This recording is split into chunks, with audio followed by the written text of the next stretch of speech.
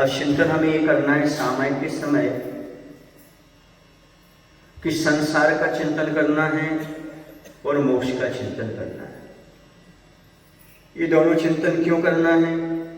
क्योंकि संसार को छोड़ना है और मोक्ष को प्राप्त करना है। सामयिक का उद्देश्य यही है, संसार छूट जाए, मुक्ति की प्राप्ति हो जाए। तो संसार कैसा है इसका चिंतन करना है।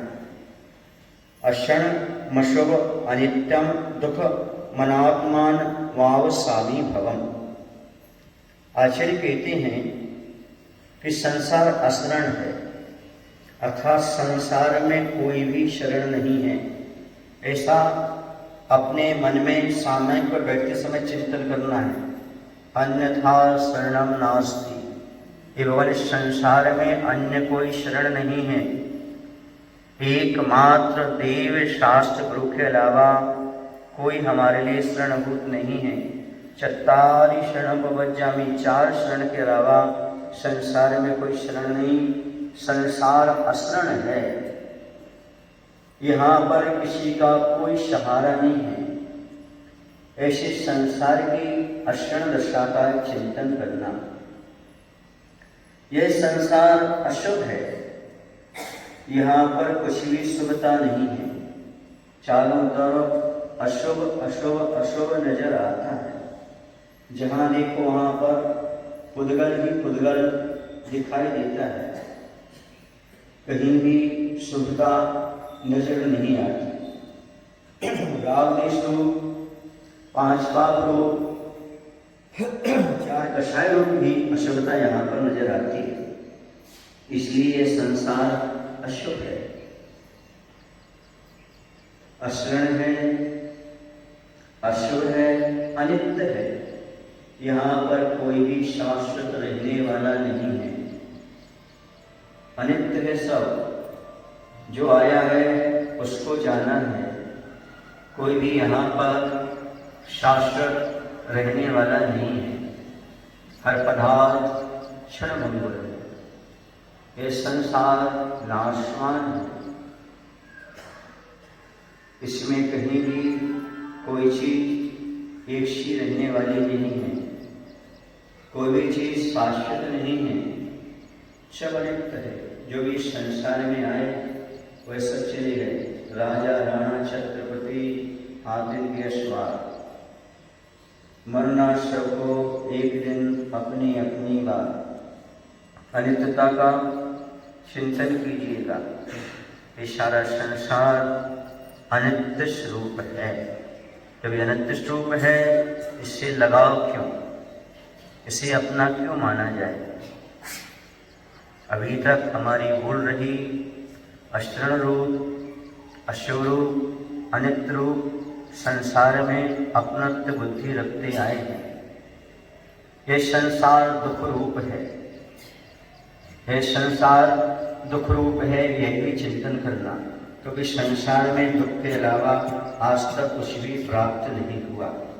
इसलिए संसार दुख रूप है। कहा जाता है कि संसार में सुख है, ये सुख नहीं, ये सुखाभास है।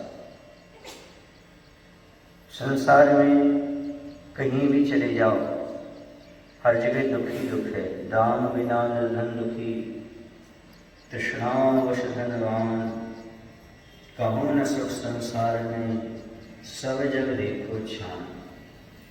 सारे संसार में, चारों गतियों में कहीं भी लेस मात्र भी सुख नहीं है। जिसे संसारी प्राणी सुख मानता है वह मात्र इंद्रिय सुख है। वास्तव में ये सुख नहीं है। सुख तो वो कहलाता है यत्र न दुखम तत्र सुखम। जहाँ कभी दुख ही ना आए, जिसके बाद कभी दुख ना आए, उसका नाम सुख है। और यहाँ तो हर इंद्रिय सुख के पीछे दुख ही छिपा हुआ है। यहाँ कहीं भी लवलेश मात्र भी सुख नजर नहीं आता। इसके साथ ही साथ ये अनात्म रूप है। चाहे शरीर हो, चाहे दिखने वाला संसार हो, ये आत्मस्वरूप नहीं है। आत्मा तो ज्ञान स्वभावी है। यह अनात्म स्वरूप संसार हमें दिखाई दे रहा है। अशरण है, अशुभ है, अनित्य है, दुख रूप है और अनात्म स्वरूप है। ऐसा चिंतन सामायिक में हमें करना है, निरंतर विचार करना है, क्योंकि संसार को छोड़ने का भाव हमें अंतरंग में रख रहे हैं। सामायिक इसलिए कर रहे हैं कि हम समय के अनुसार अपनी आत्मा में एकता प्राप्त कर सकें, अर्थात अंतर्मुखी होने का सौभाग्य उत्पन्न कर सकें। सारे व्रतों का श्रोमणी यदि कोई है तो ये व्रत ही है। ये सामायिक व्रत कहलाता है। सामायिक प्रतिमा भी होती है। सावक के लिए सभी व्रतों की पूर्णताएं सामायिक के समय ही होती है। ये समझ लो, ये पेपर का समय है। बाकी सब पुस्तक से पढ़ना पड़ता है, पेपर में सब अपने मन से लिखना पड़ता है। ऐसे सामायिक में भी सब अपने मन से चिंतन करना है। वह भी चिंतन ऐसा करना है जो आगम सम्मत हो, जो शास्त्रों में उल्लेख हो, आचार्य ने कहा हो। संसार की परिणति देखिएगा,